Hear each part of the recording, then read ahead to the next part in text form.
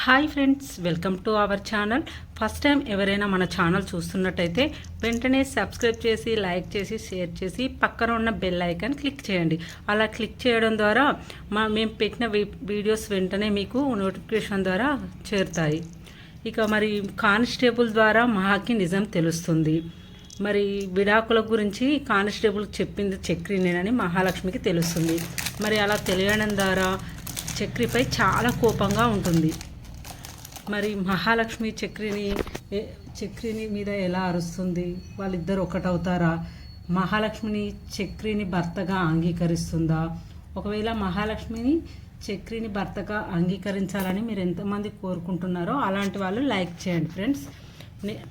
నాలాగే మీరు కూడా కోరుకున్నట్టయితే మహాలక్ష్మి చక్రిని భర్తగా యాక్సెప్ట్ చేయాలని ఎంతమంది కోరుకుంటున్నారో వాళ్ళందరూ లైక్ చేసి సబ్స్క్రైబ్ చేయండి ఫ్రెండ్స్. ఇక మనం పొదరిల్లు సీరియల్లోకి వెళ్తే, ఇక కేక్ కట్ చేసిన తర్వాత అందరూ మాట్లాడుకుంటూ టైం స్పెండ్ చేస్తూ ఉంటారు. ఇక మొహం చూస్తే చాలా డల్గా ఉంటుంది. అప్పుడు మాధవ అడుగుతాడు, ఏమైంది మహా, చాలా డల్గా ఉన్నావు అని అడగ్గా, అంటే ఏం లేదు పెద్ది అని అంటుంది.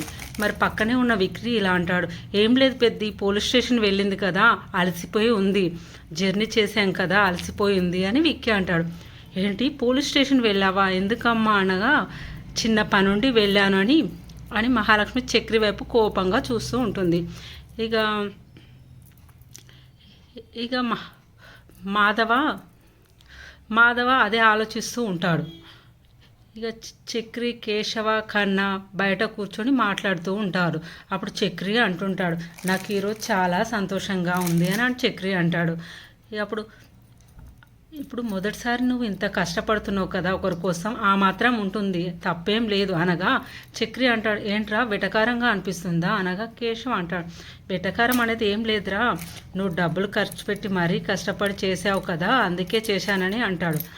పోరా బాబు, ఈరోజు ఎవరేమన్నా సరే నాకు కోపమే అస్సలే రాదు, ఈరోజు నేను అనుకున్నది జరిగింది అని, అనుకోనిది కూడా జరిగింది, నాకు సర్ప్రైజ్ల మీద సర్ప్రైజులు జరిగాయి ఈరోజు అని చక్రి అంటాడు. ఇక అందులో మహాలక్ష్మి నేను తన గిఫ్ట్ ఇచ్చిన చీర కట్టుకొని మరీ ఆఫీస్కి వెళ్ళింది, ఇంకా నాకేం కావాలి ఈ జన్మకి, ఇప్పుడు ఇది చాలు నాకు అని హ్యాపీగా ఫీల్ అవుతాడు. అప్పుడు కేశవ ఇలా అంటాడు, ఏంటి నువ్వు మనస్ఫూర్తిగా చేస్తున్నావా ఆమెను మురిపించాలని అలా చేస్తున్నావా అనగా చక్రి అంటాడు, నేను మనస్ఫూర్తిగానే చేస్తున్నాను రా అనగా, దీంతో అయిపోలేదురా, ఇంకో సర్ప్రైజ్ కూడా ఉంది. అప్పుడు కేశవ ఏంటి ఇంకోటి ఏంటి సర్ప్రైజ్ అనగా చక్రి అంటాడు, మహాలక్ష్మి గారికి నైట్ డ్రైవ్ అంటే చాలా ఇష్టం, అందుకోసమని ఈరోజు నేను ఆవిడను నైట్ డ్రైవ్ కోసం లాంగ్ డ్రైవ్ తీసుకెళ్ళడానికి ప్లాన్ చేశాను అనగా, కన్నా ఏంటి నైట్ డ్రైవా, ఈ అన్నయ్య ఆశలకు అద్దెలే లేవని చూసుకొని కేశవ, కన్నా ఇద్దరు చూసుకుంటూ నవ్వుకుంటుంటారు. అప్పుడు కేశవ అంటాడు, మహాలక్ష్మిని లాంగ్ డ్రైవ్ తీసుకెళ్తాడట. అంటే ఎందుకు నవ్వుతున్నారా అంటే, లైసెన్స్ కూడా లేదు, లాంగ్ డ్రైవ్కి తీసుకెళ్తాడట అని కేశవ, కన్నా నవ్వుకుంటూ ఉంటారు. అప్పుడు చక్రి అంటాడు, అవును లైసెన్స్ లేకపోతే ఏంటి, నాకేంటన్నా బండి తోలడం రాదా ఏంటి, అదంతా నేను చూసుకుంటాను, ఒకవేళ నన్ను పోలీసులు పట్టుకున్నా కూడా నేనే ఫైన్ కట్టుకుంటాను అని అంటాడు. అవునవును నైట్ డ్రైవ్ ఒకటేనా, సర్ప్రైజ్ ఇంకేదైనా ఉందా అనగా చక్రి అంటాడు, అదేంటి అదేలా కుదురుతుంది, అక్కడే ఇంకో సర్ప్రైజ్ ఉంది, దాని తర్వాత కూడా ఇంకో సర్ప్రైజ్ ఉంది, ఆవిడకు నేను ఈరోజు నా మనసులో మాట చెప్పబోతున్నాను, లవ్ గురించి చెప్పబోతున్నాను అనగా కేశవ, ఏంట్రా లవ్ గురించి చెప్పబోతున్నావా, అవునరా చెప్పాలనుకుంటున్నాను, తన పుట్టినరోజు కంటే మంచి సమయం దొరకదు కదా, అందుకే నేను ఈరోజు చెప్పాలనుకుంటున్నాడు. అప్పుడు కేశవ అంటాడు, ఎందుకురా మళ్ళీ తనని ఇళ్ళకెళ్ళి పంపించేస్తావా, ఇంటికి దూరం చేస్తావా, నువ్వు కొంచెం ఆలోచించి ఇంకా కొద్దిగా సమయం చూసుకొని చెప్పాలిరా అనగా కేశవ అంటాడు, చక్రి అంటాడు, నువ్వే కదరా చెప్పమన్నావు అనగా కేశవ అంటాడు, నేను చెప్పమన్నాను కానీ సమయం మంచి సమయం చూసుకొని చెప్పమన్నాను కానీ ఇప్పుడే చెప్పమని అనలేదు కదా అనగా, అరే ఇదే మంచి టైం కాదురా, ఇది మంచి టైం కాదురా, తను మంచి మూడ్లో ఉన్నప్పుడు తనను లాంగ్ డ్రైవ్ తీసుకెళ్ళి నా ప్రేమ విషయం చెప్తే తను ఖచ్చితంగా యాక్సెప్ట్ చేసేలా ఉంది, ఖచ్చితంగా ఈరోజు మహాలక్ష్మికి ఎలాగైనా నా మనసులో మాట చెప్పే తీరుతాను. ఇన్ని రోజులు మహాలక్ష్మి చెప్పినట్టు నేను కలలుగా అన్నాను, కానీ ఈరోజు మాత్రం మహాలక్ష్మికి ఎలాగైనా చెప్పే తీరుతాను నా మనసులో మాట అనగా మహాలక్ష్మి డ్రెస్ చేంజ్ చేసుకొని వచ్చి, చక్రి అలా బయటకు వెళ్దాం వస్తావా అని మహాలక్ష్మి డైరెక్ట్ వచ్చి లాంగ్ డ్రైవ్ తీసుకెళ్తామని అడుగుతుంది. అప్పుడు కన్నా, కేశవ, పర్షాన్ అయి చూస్తూ ఉంటారు. ఇక తనే వచ్చి లాంగ్ డ్రైవ్కి తీసుకెళ్తావా అని వచ్చి అడగడంతో చాలా షాక్లో ఉంటారు. అప్పుడు కేశవాకు సైర చేసి, చూశావా అని అనగా చక్రి సరే వెళ్దామని సంతోషంతో నవ్వుతూ అంటాడు. ఆ బైక్ సరే బైక్ తీస్తాను అంటే, బైక్ వద్దొద్దు మనం స్కూటీ పైన వెళ్దామనగా చక్రి స్కూటీ పైన వెళ్దామనగా అప్పుడు మహా అంటుంది, నేను డ్రైవింగ్ చేస్తాను మీరు వెనకాల కూర్చోండి అనగా ఇలా డ్రైవింగ్ చేస్తూ వెళ్తూ ఉంటారు. అప్పుడు చక్రి వెనకాల కూర్చొని మాట్లాడుతూ ఉంటాడు. కానీ మహాకి చక్రి మాట్లాడేటివి ఏవి వినిపించవు. అప్పుడు మహాకి ఒకటే వినిపిస్తుంది, కానిస్టేబుల్ చెప్పినవి మాత్రమే. చక్రి నన్ను ఇలా మోసం చేశాడా, ఇలా ఉన్నాడా అని మహాలక్ష్మి అది మాత్రమే ఆలోచిస్తూ ఉంటుంది. ఇక అప్పుడు చక్రి ఆలోచిస్తుంటాడు, ఏంటి చక్రి లోపల అనుకుంటాడు, ఏంటి మహాలక్ష్మికి లవ్ ప్రపోజ్ చేద్దాం అనుకుంటే ఇదే ప్లేస్లో ప్రపోజ్ చేయాలనుకున్నాను అని ఇన్నర్ వాయిస్తో మాట్లాడుతూ ఉంటాడు. చేయాలి, నేను లవ్ ప్రపోజ్ చేస్తే తప్పకుండా ఓకే చేస్తుంది అని అంతరాత్మ చెప్తూ ఉంటుంది. ఆమెకు నచ్చితే నీకు ఓకే చెప్తుందిరా అని తన అంతరాత్మ చెప్తూ ఉంటాడు. అప్పుడు చక్రి ఒక్కసారిగా బొకే తీసి ఇచ్చి, happy birthday, I love you అంటాడు. అప్పుడు మహాలక్ష్మి అంటుంది, నేనంటే నీకు అంత ఇష్టమా, మనకు జరిగిన పెళ్ళిని నిజం చేయాలనుకుంటున్నావా అనగా అప్పుడు చక్రి అనుకుంటాడు, ఏంటి నా ఊహ వేరేలా ఉంది ఏంటి, అయితే చేతిలో బొకే కూడా ఉంటుంది. అప్పుడు మహాలక్ష్మి దగ్గరికి వెళ్ళి,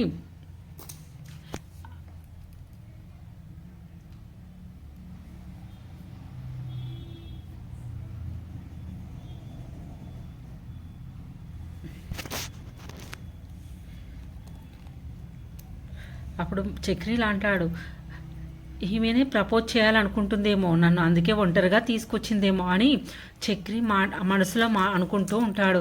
చక్రి ఈమె నీకే సర్ప్రైజ్ ఇచ్చేలా ఉందే మహాలక్ష్మి గారు, అయినా ఎవరు చెప్తే ఏంటి అని మనసులో సంతోషపడుతూ ఉంటారు. అప్పుడు మహాలక్ష్మి అంటుంది, మీరు ఏదో చెప్పాలన్నారు కదా అది చెప్పండి అనగా చక్రి అంటాడు, లేదండి మీరే చెప్పాలి, అమ్మాయిలు ఫస్ట్, లేడీస్ ఫస్ట్, మీరే చెప్పాలి అనగా, లేదు మీరే చెప్పండి నేను తర్వాత చెప్తాను అనగా చక్రి అనుకుంటాడు, చెప్పేయాలా అని మనసులో అనుకుంటాడు. అప్పుడు చక్రి అది వచ్చేసి అని తన మనసులో ఉన్న మాట ఇలా చెప్తాడు, మనకు పెళ్ళైన రోజు నుండి మిమ్మల్ని నేను మీ భార్యగా చూస్తున్నాను. అప్పుడు ఏంటి అని మహాలక్ష్మి అంటే, లేదండి లేదు నేను చెప్పాలనుకున్నది చెప్పనివ్వండి, మధ్యలో మాట్లాడకండి అనగా, నేను పెళ్ళైనప్పుడు మిమ్మల్ని నేను ఇష్టపడి పెళ్లి చేసుకున్నాను. మిమ్మల్ని ఫస్ట్ టైం చూసినప్పుడే మిమ్మల్ని చూడగానే నేను ప్రేమలో పడిపోయాను. మీకు గుర్తుందో లేదో, నేను ఫస్ట్ టైం మీ ఊర్లో చూసినప్పుడే ప్రేమలో పడిపోయాను. నేను వచ్చిన కారు మీ కారు రెండు ఢీకొన్నాయి. అప్పుడు కూడా మీరు నాకే సపోర్ట్ చేసి మాట్లాడారు, మీరు నా కోసం వాదించారు. అక్కడ నేను ఎవరో తెలియకుండా కూడా ఆ రోజు మీరు నాకు సపోర్ట్గా మాట్లాడారు. అదే రోజు మీరు నాకు చాలా నచ్చారు. మళ్ళీ తర్వాత ఎప్పుడు కలుస్తారా అని ఎదురు చూస్తూ ఉన్నాను. అదే టైంలో నన్ను మీ ఇంటికే భగవంతుడు డ్రైవర్గా పంపించాడు. ఇక నాకు మళ్ళీ మీతో మాట్లాడడానికి నాకు అవకాశం దొరికింది. అప్పుడు దేవుడు నాకు నా సైడే ఉన్నాడు అనుకున్నాను. కానీ నేను వచ్చిన 2 రోజులకే మీకు పెళ్లి కుదిరిందని తెలిసింది. అప్పుడు నాకు చాలా బాధ అనిపించి, సరేలే నా తలరాత అంతే అని చాలా బాధపడ్డాను. కానీ అప్పుడే తెలిసింది ఈ పెళ్ళి అనేది మీకు ఇష్టం లేదని. అప్పుడు మిమ్మల్ని కాపాడి నేను బయటికి తీసుకొచ్చేటప్పుడు కూడా మిమ్మల్ని పెళ్లి చేసుకోవాలని నాకు అస్సలు లేదు. కానీ పరిస్థితుల వల్ల పెళ్లి చేసుకోవాల్సి వచ్చారు. అప్పుడు నేను అనుకున్నాను గట్టిగా, నువ్వు నా కోసమే పుట్టావు, భగవంతుడు అందుకే మనల్ని కలిపాడు, భగవంతునికి ఇదే ఇష్టం అనగా అనుకున్నాను. కానీ నువ్వు ప్రతి ఒక్కరితో చాలా బాగా మాట్లాడతావు, ప్రతి ఒక్కరితో మంచిగా మాట్లాడతావు, కానీ నాతో తప్ప 24 గంటలు కన్నా పెద్ద చక్రి అంటావు తప్ప ఎప్పుడైనా చక్రి అని మాట్లాడావా? ఆ రోజు కూడా నేను తాగి వచ్చి నీ మీద నాకున్న ప్రేమ చెప్పడానికి మాత్రమే లోపలికి వచ్చాను. నాకు చెడు ఉద్దేశంతో రాలేదు. నాకు మీ మీద ఉన్న ప్రేమ ఎలా చెప్పాలో తెలియక నాలో నేను రోజు కుమిలిపోతున్నాను, చచ్చిపోతున్నాను. మీరెంత ఇష్టం అంటే నాకు ఇష్టం లేని విడాకులు కూడా మీరు అడగగానే ఇచ్చే అంత ఇష్టము. అనుకున్నాం. కానీ నేను పెళ్లి చేసుకున్నాను కదా, మీరు నా భార్యగా నాతోనే ఉంటారు జీవితాంతం అనుకున్నాను. కానీ మీరు పెళ్లి చేసుకున్నారు కదా, ఈ పెళ్ళి మీకు ఇష్టం లేదని, మీరు ఎప్పుడూ పెళ్ళి ఫేక్ పెళ్ళి అనడం, డైవర్స్ అనడం మీకు ఇష్టం లేదని అర్థమైపోయింది. మీ వైపు నుండి చూస్తే ఇలాంటి పెళ్ళిని మీరు అంగీకరించవలసిన అవసరం అస్సలు లేదు. ఈ పెళ్ళి నుంచి మీరు బయటపడితే మీకు మంచి జీవితం దొరుకుతుందని మీరు ఎప్పుడూ అంటుంటారు కదా. కానీ మీరు నా జీవితం నుంచి వెళ్ళిపోతే నాకు అసలు బాగోదు, నాకు అంత మంచి జరగదు. మీరు నాతో ఉంటే నాకు హ్యాపీగా ఉంటుంది, నాకు అంతా మంచి జరుగుతుంది. కానీ నేను మాత్రం ఈ పెళ్ళిని నేను నిజంగానే నా భార్యగా అనుకుంటున్నాను. నా మనసులో ఉన్నది మాత్రం ఇదే. మీరు ఎప్పుడూ అంటుంటారు కదా, నీకు ఇష్టం లేకుండానే ఈ పెళ్ళి జరిగిందని. కాకుంటే నాకు మాత్రం మనస్సాక్షిగా మీరు ఇష్టపడి నేను మిమ్మల్ని పెళ్లి చేసుకున్నాను. మీరు నా ఇంటికి రావడం, మీరు అందరితో కలిసిపోవడం నాకు చాలా హ్యాపీగా అనిపించింది. నాకు మీతో జీవితాంతం కలిసి ఉండాలనుకుంటున్నాను. అలా అని మహాలక్ష్మి బొకే ఇస్తూ, ఐ లవ్ యూ మహాలక్ష్మి, మీరంటే నాకు ఇష్టం, నా ప్రాణం పోయేంత వరకు నేను మిమ్మల్ని ప్రేమిస్తూ ఉంటాను, నా జీవితం ఉన్నంత కాలం నేను మీతోనే ఉంటాను Mahalakshmi, I love you Mahalakshmi అంటే నేనేమైనా మీతో తప్పుగా మాట్లాడానా అని మహాలక్ష్మి అంటుంది. అంటే నువ్వు నాకేమైనా చెప్పాలనుకున్నావు అంటే, అవును, నేను మిమ్మల్ని చూసిన ఫస్ట్ రోజు నుంచే నేను ప్రేమిస్తూ ఉన్నాను. లవ్ ఎట్ ఫస్ట్ ఎయిట్ అంటారు కదా, అది కరెక్టే. మిమ్మల్ని విధి మళ్ళీ నన్ను మీ సైడే తీసుకొచ్చింది, మీ ఇంట్లో డ్రైవర్గా. మళ్ళీ మీరు నా కలిసేలా చేస్తుంది. అప్పుడే నా ప్రేమ మీ మీద ఇంకా గట్టిపడింది. ఆ రోజు నుంచి ఈ రోజు వరకు మీ మీద ఉన్న ఫీలింగ్స్ నాకు పెరుగుతూనే ఉన్నాయి తప్ప తగ్గలేదు. ఇన్ని రోజులు మనం కలిసి జర్నీ చేశాం కదా, ఇప్పుడు ఖచ్చితంగా నా మీద ప్రేమ పుట్టే ఉంటుంది, నచ్చే ఉంటుంది అని అంటాడు చక్రి. నేను చెప్పేది నిజమే కదా అండి అన్న. అప్పుడు మహాలక్ష్మి అంటుంది, ఎప్పుడైనా మీకు చెప్పానా మీరు నాకు నచ్చారని? మీరు నచ్చడానికి నాకు ఒక్క కారణం చెప్పండి అనగా, సరే ఏంటండి అలా అంటారంటే, ఒక్క మాట చెప్పండి, కారణం చెప్పండి నచ్చడానికి అంటే, ఎందుకు అని అడిగితే, ఎందుకు అంటే నువ్వు నీ పెళ్ళిని ఆపాలనుకున్నావు, నేనే కదా నీ ఇక్కడ తీసుకొచ్చేది. నువ్వు అనుకున్నట్టే నీ పెళ్ళి కూడా అయింది, నువ్వు ఆశపడ్డట్టే నీకు నచ్చిన ఉద్యోగం చేస్తున్నావు. ఇదంతా చేయడానికి నేనే కదా నీకు హెల్ప్ చేశాను. ఇది నిజమే నువ్వు చెప్పింది. ఇదంతా జరగడానికి నువ్వే నాకు హెల్ప్ చేశావు, ఇది కాదనడం లేదు. నువ్వు చేసిన హెల్ప్కు మొత్తం నేను థ్యాంక్స్ చెప్పాలి, ఇది కాదనడం లేదు. కాకుంటే ఎందుకు నిన్ను ప్రేమించాలి? నువ్వు మోసగాడివి, నువ్వు ఫ్రాడు, నువ్వు మోసగాడివి, నన్ను ఎంతలా మోసం చేశావు. నీ మాటలు నమ్మి నన్ను అందరి దృష్టిలో క్యారెక్టర్ లేదని చేశావు, నా ఫ్యామిలీకి దూరం చేశావు అంటే, ఈరోజు నేను ఎక్కడికి వెళ్ళొచ్చానో తెలుసా అని మహాలక్ష్మి అంటుంది. ఆఫీస్కే కదా వెళ్ళొచ్చావు అంటే, మహా అంటుంది, లేదు మన పెళ్లి జరిగిన పోలీస్ స్టేషన్ వెళ్ళొచ్చాను, మన పెళ్లి చేసిన కానిస్టేబుల్ని కలిసి వస్తున్నాను అనగా చక్రి ముఖం టెన్షన్తో మారిపోతుంది. అప్పుడు మనం విడాకులకు అప్లై చేసినప్పుడు కానిస్టేబుల్ ఫోన్ చేసి సంబంధం లేకుండా విడాకులు తీసుకోవద్దని నాకు గట్టిగా వార్నింగ్ ఇస్తారు. అప్పుడే నాకు ఏదో డౌట్ వచ్చింది, అందుకే వెళ్ళి గట్టిగా ఆరతీయగా నువ్వు ఆడిన నాటకం నాకు తెలిసిపోయింది. కానిస్టేబుల్ నువ్వు చేసిన మోసాన్ని నాకు పూసగుచ్చినట్టు చెప్పాడు, నువ్వు చేసిన మోసం మొత్తం చెప్పేశాడు అనగా, అప్పుడు నువ్వు అబద్ధం చెప్పావు. ఆ కోర్టు నుంచి లాయర్ చెప్పుంటాడు, కోర్టు నుంచి చెప్పారని సిగ్గు లేకుండా నాకు అబద్ధం ఎలా చెప్తావు? నువ్వే డైరెక్ట్ వెళ్ళి కానిస్టేబుల్ని కలిసి కానిస్టేబుల్కి చెప్పావు, నువ్వే కానిస్టేబుల్ని బతిలాడావు, నాకు విడాకులు వద్దని చెప్పి బతిలాడావు. ఇది ఒకసారి కాదు నువ్వు నా గురించి మాట్లాడడం, ఇది సెకండ్ టైం. నీ కోసం మాట్లాడమని కానిస్టేబుల్ని బతిలాడమని బలవంతం చేశావు. నీ టార్చర్ తట్టుకోలేక తను నాకు ఫోన్ చేసి మాట్లాడాడు.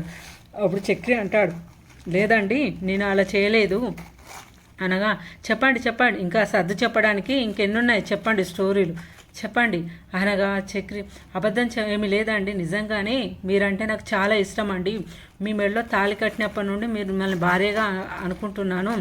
మీకు విడాకులు ఇవ్వడం నాకు ఇష్టం లేదు, ఎలా ఆపాలో నాకు అర్థం కావడం లేదు.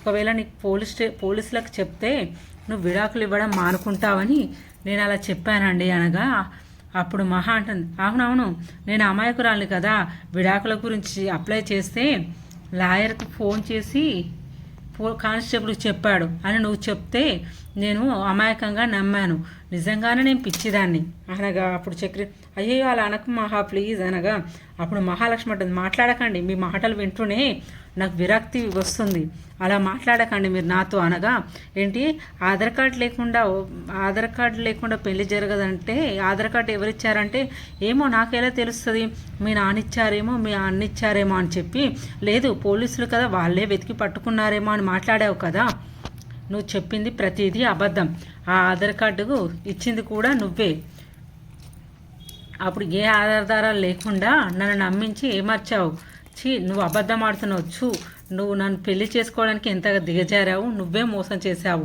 పోలీస్ స్టేషన్ వరకు తీసుకెళ్ళావు, ఇంత మోసం చేస్తావని నేను అస్సలు అనుకోలేదు, ఇలా చేస్తావని నేను నిన్ను అనుకోలేదు అని మహాలక్ష్మి అంటూనే ఉంటుంది చక్రి. అప్పుడు నీకు నచ్చినట్టు ఒక స్టోరీ అల్లావు, అలా స్టోరీ అల్లి స్టేషన్లో పెళ్లి చేసుకున్నావు, మొత్తం టోటల్ ప్లాన్ చేసి మోసం చేసి నన్ను పెళ్లి చేసుకున్నావు, ఇప్పుడు నాకు మొత్తం అర్థమైపోయింది అనగా చక్రి అంటాడు దేవుని మీద ఒట్టండి నేను అలా చేయలేదంటే లేదు నేను ఎలాంటి ప్లాన్ చేయలేను, మీరు ఒక్కసారి ప్రశాంతంగా అర్థం చేసుకోండి, ఆలోచించండి, ఏ రోజైనా మీతో నేను తప్పుగా మాట్లాడానా, ఏ క్షణమైనా మిమ్మల్ని ఇబ్బంది పెట్టానా, నాకు మీకు పెళ్ళి నిశ్చయమైందని నాకు ఎలా తెలుస్తుంది, ఒకవేళ ఆ పెళ్ళి మీకు నచ్చలేదని నాకు ఎలా తెలుస్తుంది, ఆ పెళ్ళి మీకు నచ్చలేదని అక్కడి నుంచి తప్పించుకోవాలని అంటే మీకు ఒక ఐడియా ఇచ్చానంతే, మీకు ఆశపడిన జీవితాన్ని మీకు ఇవ్వాలనే ఉద్దేశంతో నా ప్రాణాలకు తెగాయించి మిమ్మల్ని ఇక్కడ తీసుకొని ఇచ్చాను, నాకు మీరంటే చాలా ఇష్టం, కానీ మిమ్మల్ని ఎలాగైనా ప్లాన్ చేసి పెళ్లి చేసుకోవాలనే ప్లాన్ మాత్రం నాకు లేదు అని అప్పుడు నీకు కాల్ చేసినప్పుడు కంగారులో నేను ఇల్లు వదిలి వచ్చేస్తున్నానని చెప్పేశావు, నేను వద్దని ఎంత చెప్పినా వినలేదు, మీ నాన్న మనుషులు వెంటనే తరుముతూ వచ్చారు, మనకు వేరే దారి అనేది లేక మనం పోలీస్ స్టేషన్కు వెళ్ళవలసి వచ్చింది, ఇదంతా ఒకరు ప్లాన్ చేసినంత మాత్రాన జరిగేది కాదు కదా, దీనికి నాకు ఏ సంబంధం లేదనగా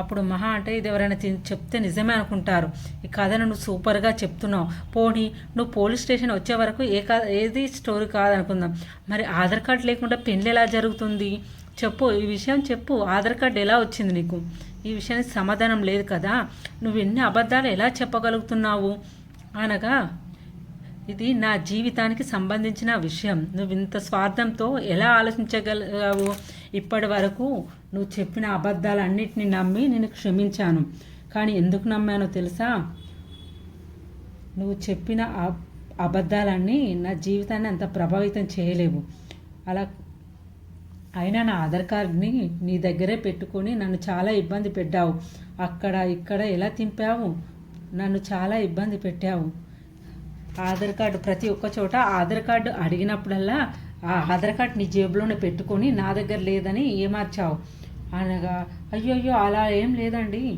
నాకు నిజంగానే గుర్తుకు లేదండి మీ ఆధార్ కార్డు గురించి, అయినా కంగారులో నేను చెప్పడం మర్చిపోయానండి అనగా మహా అంటుంది అంతా ప్లాన్ ప్రకారమే చేసినావు, మొత్తం స్టోరీ అల్లేసావు, నువ్వు నన్ను మోసం చేశావు, అప్పుడు పోలీస్ స్టేషన్లో ఇచ్చావు కదా, అప్పుడు మీకు గుర్తుకు రాలేదా ఆధార్ కార్డు, ప్రతి ఒక్కటి అబద్ధాలే, నా దగ్గర నువ్వు మొత్తం అబద్ధాలు ఆడినావు, ప్రతి ఒక్కటి అబద్ధం ఆడారు, మీ ఇంట్లో తీసుకెళ్ళి నన్ను ఉంచావు, నీ భార్య అని ఊరంతా పరిచయం చేశావు, నేను ఎక్కడ హాస్టల్కి వెళ్ళిపోతానని భయపడి నీ జేబులోనే ఆధార్ కార్డు పెట్టుకొని మర్చిపోయానని కథలు పడ్డావు, ఒక అమ్మాయిని ఇలా మోసం చేయడం ఎంతవరకు కరెక్టు, నేను రోడ్డు మీద పడి ఇలా రోడ్డు మీద పడుతుంటే నీకు ఎలా అనిపించింది, నీకు ఎంత మోసం చేయాలని ఎలా అనిపించింది, అసలు నువ్వు ఇలా మోసం చేస్తావా, నేను అస్సలు ఊహించలేను అని మహాలక్ష్మి చక్రిని చాలా అంటుంటే చక్రి మాత్రం లేదండి మీరంటే నాకు చాలా ఇష్టం అండి, మిమ్మల్ని ఇష్టపూర్వకంగానే పెళ్లి చేసుకున్నాను, కానీ ఆధార్ కార్డు ఉన్న సంగతి నేను మర్చిపోయానండి, ఇదంతా నేను కావాలని చేయలేదని చక్రి మాటల మీద మాట ఇదే అంటుంటే ఇక మహాలక్ష్మి ఉంటుంది లేదు స్టోరీలో నువ్వు కలడం బాగా అలవాటైపోయింది, అబద్ధాలు చెప్పడం బాగా అలవాటైపోయింది, ఇక మహాలక్ష్మి చక్రి మీద చాలా సీరియస్ అవుతూ ఉంటుంది, చక్రికి ఏం చేయాలో అర్థం కాక అలానే ఉండి చూస్తూ ఉంటాడు, మరి మహాలక్ష్మి చక్రి ప్రేమను అంగీకరిస్తుందా, చక్రిని భర్తగా యాక్సెప్ట్ చేస్తుందా అని చక్రిని భర్తగా యాక్సెప్ట్ చేయాలని మీరు ఎంతమంది అనుకుంటున్నారు? అలా అనుకునేవారు లైక్ చేసి సబ్స్క్రైబ్ చేయండి. ఓకే ఫ్రెండ్, కమింగ్ ఎపిసోడ్లో ఏం జరిగిపోతుందో అప్డేట్స్ మీకు తెలియాలంటే ముందుగా మన ఛానల్ సబ్స్క్రైబ్ చేయండి, లైక్ చేయండి, షేర్ చేయండి friends. Thank you for watching our videos.